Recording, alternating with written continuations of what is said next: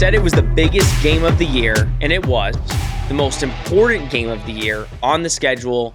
And if you won, everything was ahead of you. You were in the driver's seat in the American, and UCF did just that. They took care of business. They pretty much dominated the entire game. We'll talk about the couple times that, the Cardiac Knights came out and gave us fans a little bit of the scaries, a case of the scaries a little bit. But all in all, 38-31 on the road. Hello, everybody, and welcome back to Charge On. As always, I am your host, Sean Green. And Nick, what a big win. I mean, it felt like a UCF home game listening on, the TV. We talked to Brandon Helwig. He said the UCF fans were going to travel. They did. And UCF, they made their mistakes, and that kind of kept this game close. But you got to admit, they dominated. It felt like that Cincy game where UCF, you always just felt like they had a hand on Tulane's throat the entire game. Yeah, you can't really complain with a win at this point in the season. It's really not about style points. We know that UCF controls their own destiny, and here they go, back-to-back games on the road. Tough environment last week against Memphis to get that win, and now you come into Tulane, and I was going to say tough environment, but I got to tell you what, I wasn't exactly impressed with what Tulane had to offer. It looked like a soccer stadium, honestly. It looked like a glorified little soccer stadium. It was not full. I know that it didn't look like it was a nice day in New Orleans, a little chilly, so I'll give you that. But I heard UCF fans routing about right away. The first boomer field goal, you heard the boom right away. And then you heard the UCF chant breakout after he scored the first score. So, yeah, at times this was a great performance. I tweeted it out the first 22 minutes. They had 311 yards of offense, and they had the ball for 17 minutes of that time. It's just outrageous stuff. But then you kind of look at the final score. You look at the final yardage. After that, and maybe I just cursed them a little bit with that tweet. It seemed like after that they kind of had trouble then keeping that consistency on offense, and the defense started to lapse. But again, style points be damned. You take it and you move on. 100%. And we'll get into all of that. There was the fans, we can't say enough about the fans. They really showed out. And I'm sure that helped in some capacity, especially I think the stadium capacity is 30,000 people, and it was 27,500 for stadium capacity. But yeah, it was definitely a small stadium, and UCF fans kind of took over. But first, BetOnline, our sponsor every week. Basketball is back, guys, and BetOnline remains your number one source for all your sports betting needs this season. You'll always find the latest odds, team matchup info, player news, and game trends at BetOnline. And as your continued source for all sports wagering information, BetOnline features live betting, free contests, and giveaways all season long. Always the fastest and easiest way to bet all your favorite sports and events, whether that's college football, NFL, NBA, NHL, MMA, tennis, boxing, or even golf. Head to betonline.ag to join and receive your 50% welcome bonus with your first deposit. Make sure to use promo code BELIEVE to receive your rewards. That's BLEAV to receive your rewards. BetOnline, where the game starts. And as always, we want to thank BetOnline for their continued sponsorship of the Charge On podcast. Nick, the big question leading in. It was the big question for a full week of who was Gus going to put as the starting quarterback. Now, I said on our preview show that I think it was pretty much what most UCF fans expected, right? It was, we want Mikey Keene, but you kind of had a feeling it was going to be John Rice Plumlee.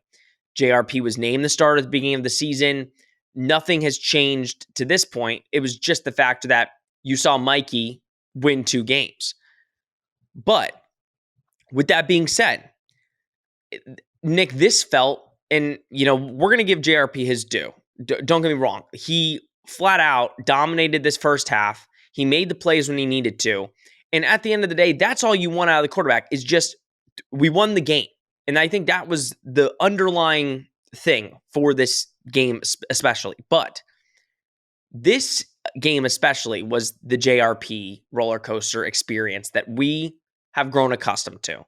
The highs and the lows, some idiotic plays, some really phenomenal plays where you're like, this is the guy that we've wanted our entire season. Kind of just give your overall thoughts on his performance. Rushing the ball obviously was huge. I mean, broke a UCF rushing record by a quarterback, I believe, in the first half. I mean, but 176 yards, 2 touchdowns. Just talk about his performance, especially on the ground today against the Tulane defense, who this season at least has been great defending the run.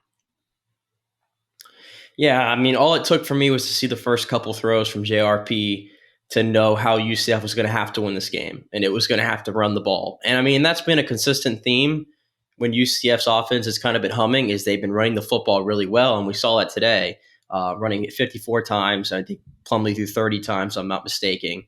But I think you mentioned it. We saw the highs of Plumlee and we saw the lows of Plumlee.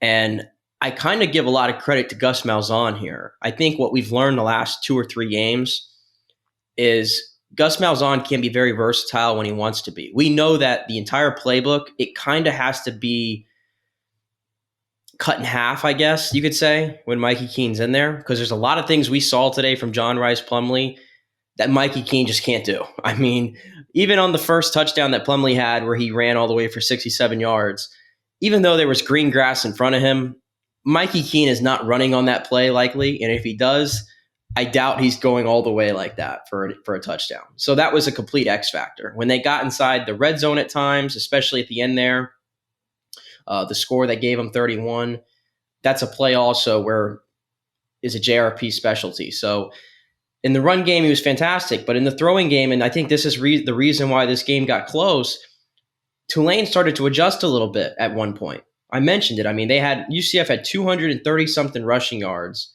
midway through the second quarter, okay, on Tulane. Eventually, they adjusted, and UCF had to throw a little bit more in that second half. And John Rhys Plumlee, he's off the mark at a lot of throws. He just was. He didn't look comfortable back there. He looked a little skittish. It just wasn't enough down the field. And then eventually the running game kind of stalled out a little bit, and that allowed them to get back in it. So, but again, I go back to what Gus Malzahn, I mean, the fact that he was able to put Mikey Keene in there and you're able to beat Cincinnati doing it one way. You're able to go on the road against Memphis with Mikey Keene and doing it another way. And then you have your biggest game of the year against Tulane, and you do it with JRP in a completely different way. I think it says a lot about the offense, honestly. I think it says a lot about Gus Malzahn and what he was able to do. So if you're going to ask me to put a grade on this performance for JRP, I give you a B+. I give you a B+. And I know that I'm not fond of what I saw in the passing game, but at the end of the day, you went on the road against a top 17 team in the nation, and you did enough to get a W. And you set an all-time rushing record by a UCF quarterback. And if that's what the offense is supposed to look like, which it is, then I'd say he did pretty well there.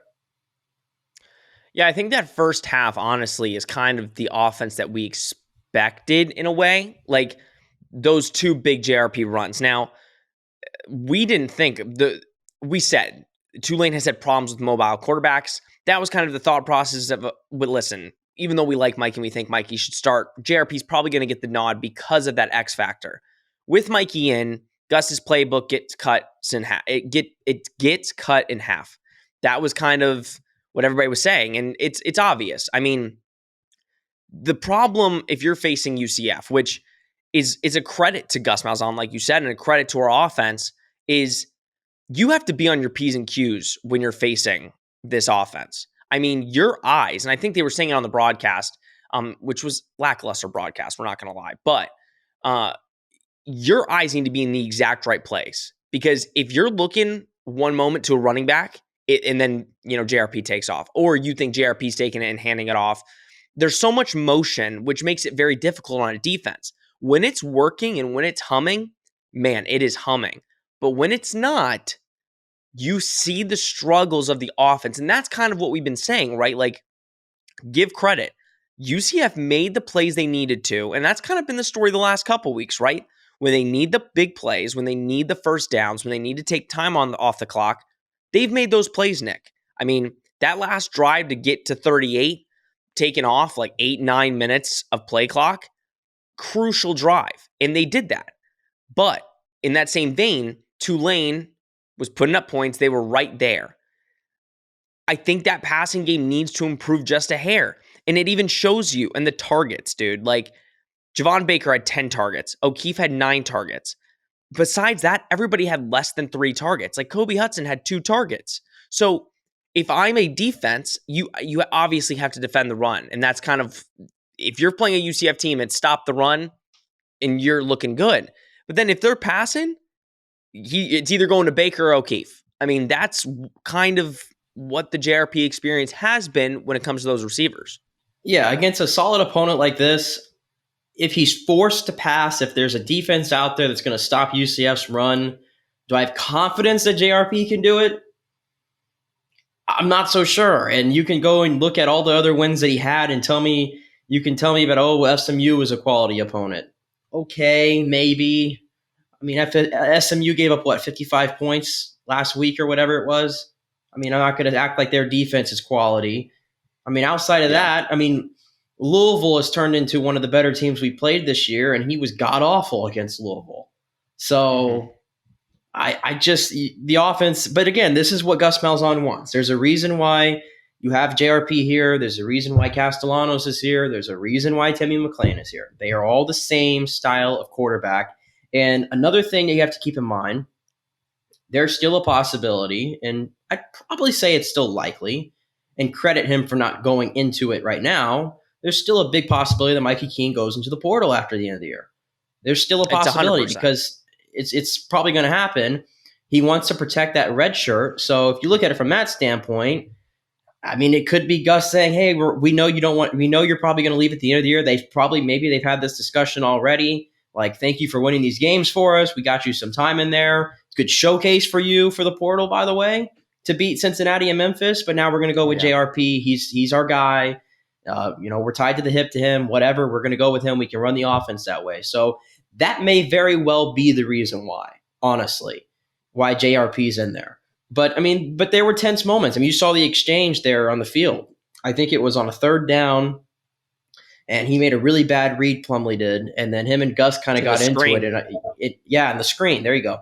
And with the decision, Gus did not like it, and you saw him go over to him. And Gus doesn't really get that mad on the sideline, but he did there at JRP, and that's coaching. That happens to everybody, but it just kind of shows you that there's going to be a lot of ups and downs still at this point in the season with the passing game. But you have to, as a UCF fan, it comes with this offense. It just comes with this offense.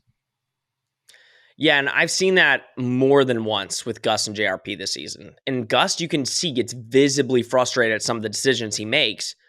But again, you said it. You take it for what it is, because at the end of the day, it can be a 67-yard touchdown run, and you're like, oh my gosh. Or it could be a 3-and-out, no completions, and struggling to run the ball. So, I mean, running the ball has not been UCF's problem this year. I mean, if anything, UCF is now a running football team. There was no questions about that. But, I mean, the stats are absolutely insane. Like 336 rushing. You had 230 of that in the first half. And I do want to mention this stat because I think with John Rice, they did stop his rushing ability in the second half. I mean, he had, I think I did the math, I think it was 159 rushing yards in the first half, and he ended up having 176. So, and I texted you at the half, and I said, like, okay, they're going to make the adjustment. JRP has beat them twice on big runs, and one was a touchdown. They're going to make the adjustment. It's going to be, can UCF respond? Now, they responded by running the football with the backs, which, great. But they made the plays they needed to, and that's what's great. I mean, you got the big win, and the offense looked great. Isaiah Bowser. Now, we're going to give RJ Harvey his praise. He only had 12 carries today for 83 yards, which, again, that's not amazing. Enough for my liking, by the way. Not enough. No, I'm going to be honest. I was not happy. There was moments, I will say that Bowser was in the game, and I said, okay, it's 3rd and 1. I get it's Bowser. It's late in the game. And I do think, Nick, we've gotten to the point, and you've seen it in the last 3 weeks. And I'm starting to see, like, these teams, it's week, I don't even know what week we're in, right? Week 10. We're in week 10. Yep. All these teams are tired. You get to the fourth quarter of a game against UCF, and Isaiah Bowser's in there, and it's 4 yards, first down. It is, because these defenses you battle with us the entire game, and then we're still running the football effectively. So I give Bowser credit on that last drive. I think we ran 16 plays, and he was involved with 12 of them. I mean, that, give credit where credit is due. I mean, again, we make jokes. It was 19 carries for 54 yards and 2 tutties, which is not that many on average. But most of those yards were in crucial spots at the end of the game, Nick. And if you have to give a player of the game in the fourth quarter, I mean, he's a very important piece to win this football game. Yeah, I mean, you hit it nail on the head there, and we've been very critical of Isaiah Bowser. Not really, I wouldn't even say critical against him, just kind of the spots that he's been in there because we just want to see so much of RJ Harvey, and we saw it in this game, right, where it's just he makes those cuts so just effortlessly, and it gains him like an extra yard here, an extra 2 or 3 there, where you don't get that with Isaiah Bowser. But to your point, in a game like that where you had just been running it down their throat the entire game, you get in the fourth quarter, money drive. Let's see if we can take some of the clock off. They did it against Memphis as well, by the way. This has been 2 weeks in a row. We're late in the game. It looks like Tulane has a chance to grab that momentum, right, and get themselves into it. And UCF makes enough plays in the last 5 minutes to take it away. So I think that honestly is one of the more encouraging things you saw. But yes, we got to give our praise to Isaiah Bowser. Obviously, the 2 touchdowns down there in the goal line. You take those. He just had a game where, yeah, you look at the box score and it's not fancy, but the box score doesn't always tell the story, folks. It does not always tell the story. He was a lot better than what that box score says. And a big part of UCF running for over 350 yards of offense. Yeah, and I think when you look, like you said, the box score doesn't say it all. And I think time of possession was huge for UCF, 35-24 in minutes of time of possession. Both these teams are top 30 teams in time of possession, and that was one of the things I was worried about, was Tulane kind of keeping the ball away from UCF. But, I mean, again, we'll see. This offense, it's I think at this point, and I think you could take a lot from the last 3 weeks, Nick. It will be so beneficial, especially for a conference title game, for a potential whatever bowl game you're in. The last 3 weeks, UCF has had to come up in the fourth quarter and make significant drives to either close out the game or win the game. They've done against Cincy, Memphis, and now Tulane. 2 of those teams are ranked. It's very impressive, and it's going to come up. I mean, when you're in the conference title game, you're probably seeing Tulane or Cincy again. And these teams know how you play. They've already played you once before.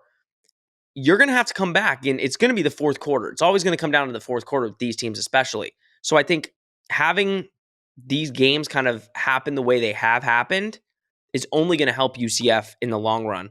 And I think having JRP in there for this one is going to give him that experience, especially since Mikey was the quarterback for those 2 games last couple weeks.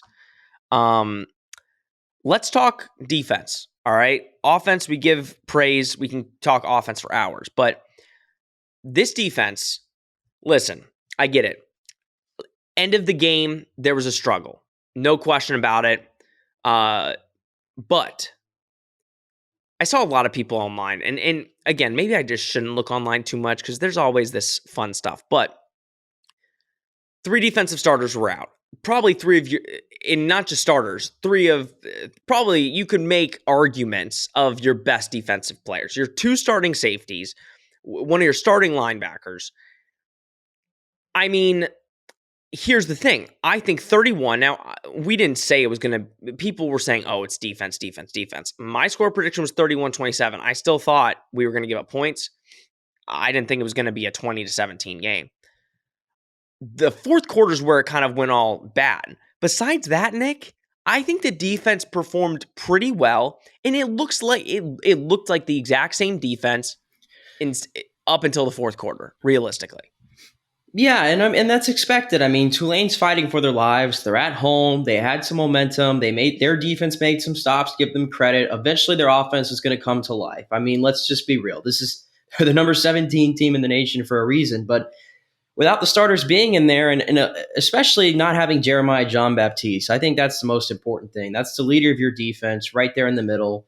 And I saw on multiple occasions where it just felt like UCF was lacking in a speed department, getting to the boundary at times. And they were getting beat on some long plays down the sideline especially. I think that's where Tulane had most of their success, especially early on a little bit when they had those break plays. So his absence was key, but again, they did enough. They made enough plays. We talked about the turnovers they were able to do, which proved pivotal.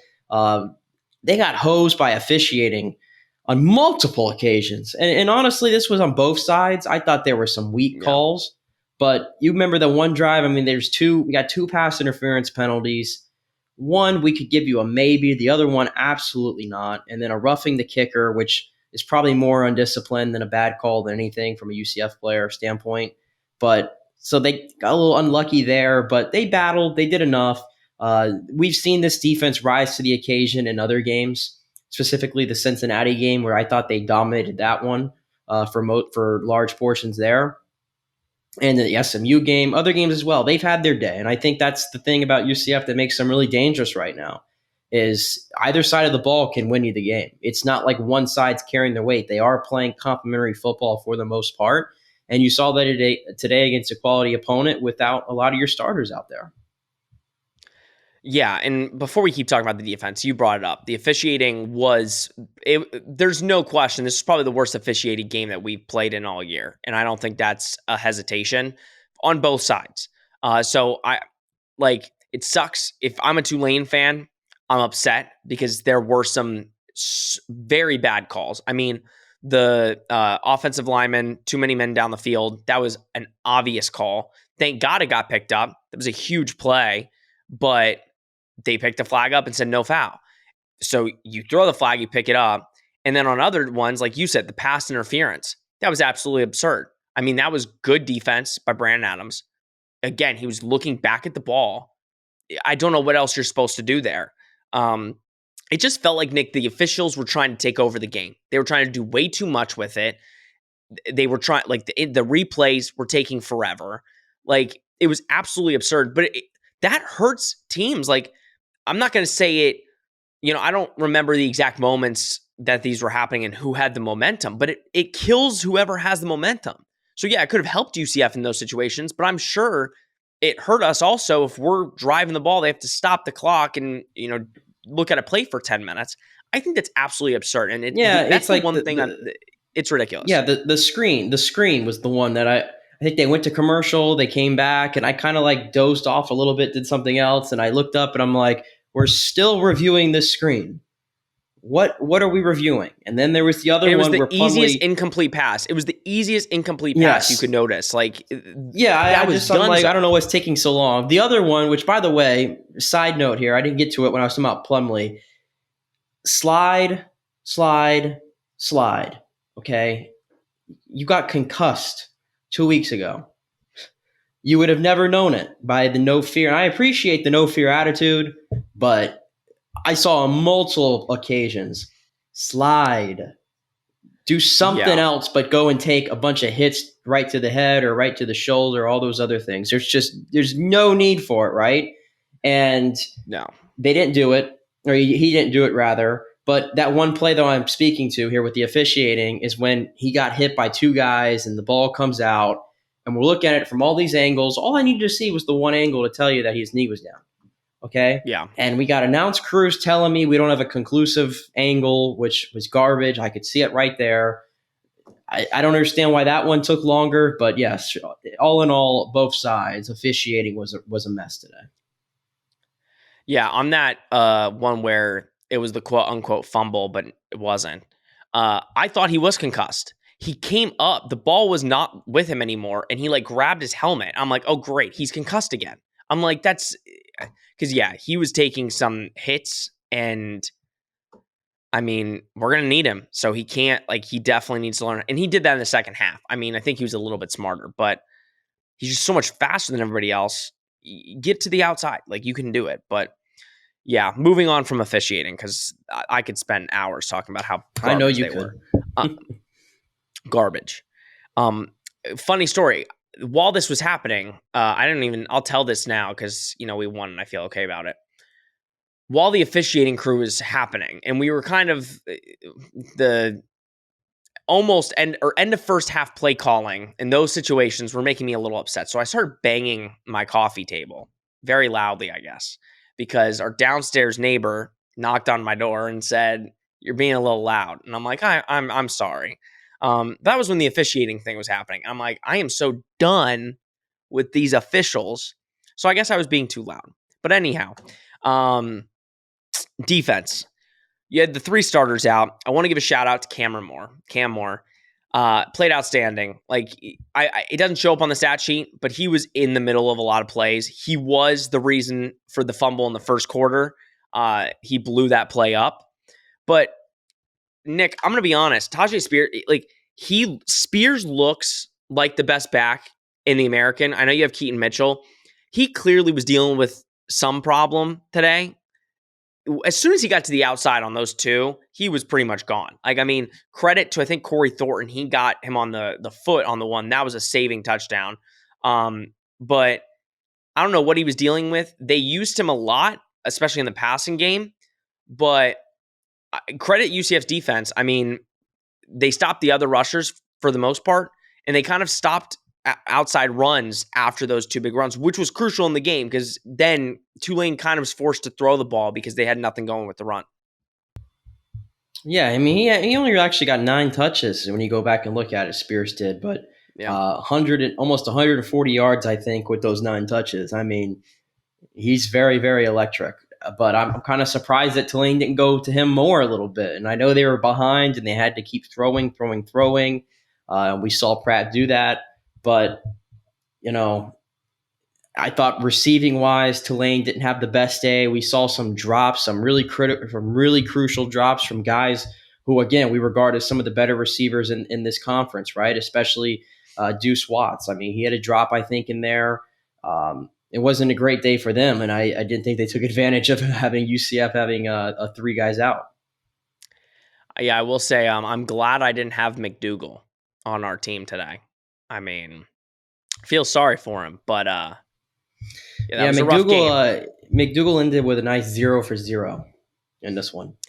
I wonder how many targets he had to at least have 4. I mean, he dropped every ball that came his way. He dropped the touchdown, which I give credit because I think we had a hand in his face. Like, we almost tipped it, but he dropped every ball that he caught. Yeah, not too great. Pratt, though, I mean, I give credit to him. He really stood in there. Again, there was pressure late in the game, and he kind of made some really good throws. Receivers have to help him out a little bit because, they struggled, to be completely fair. They really struggled catching balls really all day. So we get a big win against Tulane, Nick. Obviously, we're going to be moving up in the rankings. As of right now, it's 10:36. So we've got Texas and TCU. It's kind of looking like TCU is going to win this game. So you've got a couple people in 19 to 15 that have lost. You have Tulane that lost. UCF's 22. Where do you see us moving up? I know this is going to be coming out on Monday, so we don't know the CFP rankings as of this point. The AP will be out in an hour or 2, or it'll already be out by the time this episode comes out. I say UCF gets at least to 19. No? Like, they've got to move up at least to 19. Well, they might be able to move up a little bit more. They might be able to because and again, like you said, we don't have the benefit of having this game being over with. But right now, as we're recording, Wake has a 1-point lead on North Carolina, who is 15 right now. Now, do I think UCF's going to move up enough to jump North Carolina? No, I don't. They're going to have the same record. North Carolina is the ACC team. They probably been the more impressive team this year, I'd say, maybe. So they're going to stay ahead there. Tulane's obviously going to drop back. In all likelihood, Texas is going to drop back. So you look at the rest of it. Are they going to jump a Notre Dame? That's kind of I can't see it. I'm going to be honest with you. I can't see it. I know that Notre Dame wasn't that impressive today against Navy, but they had the win against Clemson.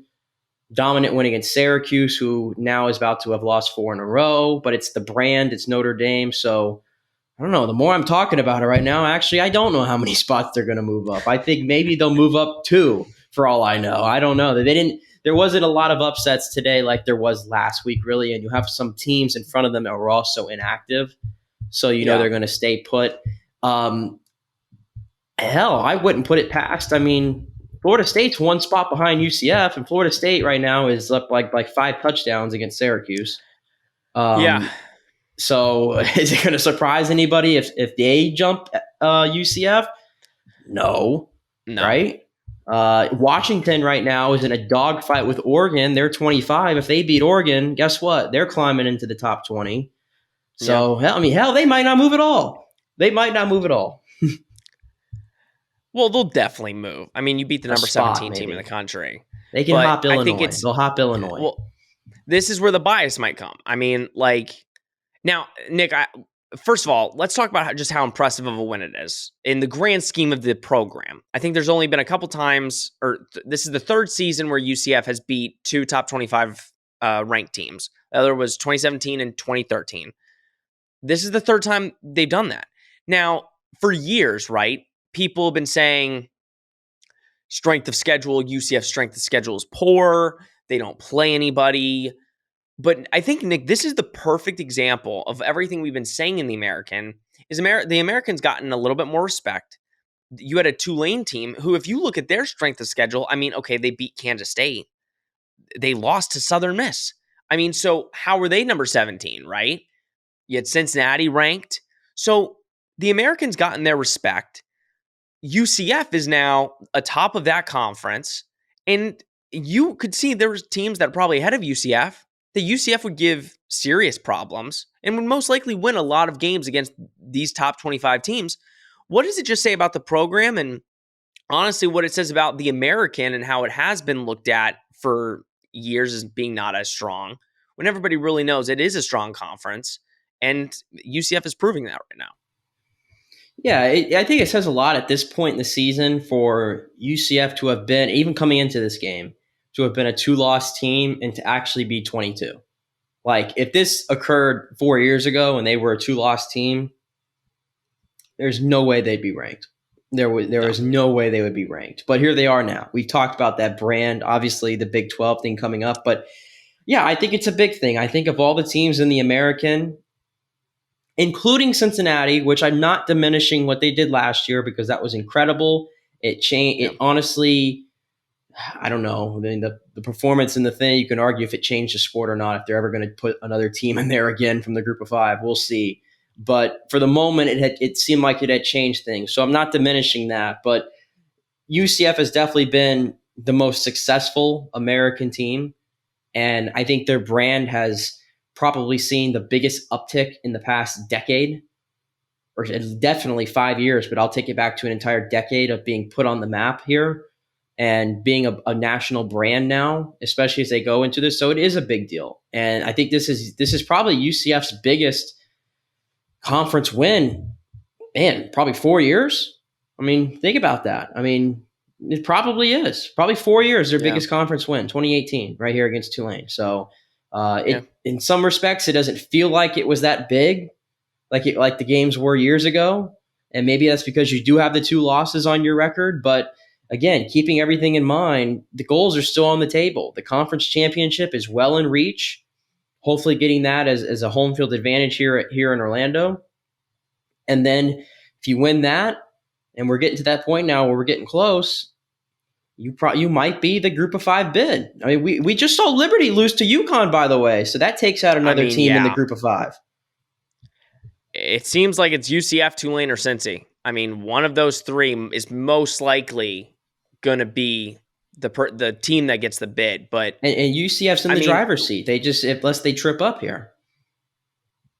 And that's the thing, Nick. I mean, we go back a month, I guess, like 3 weeks to a month. And we're sitting here after ECU and saying, listen, everything's ahead of you.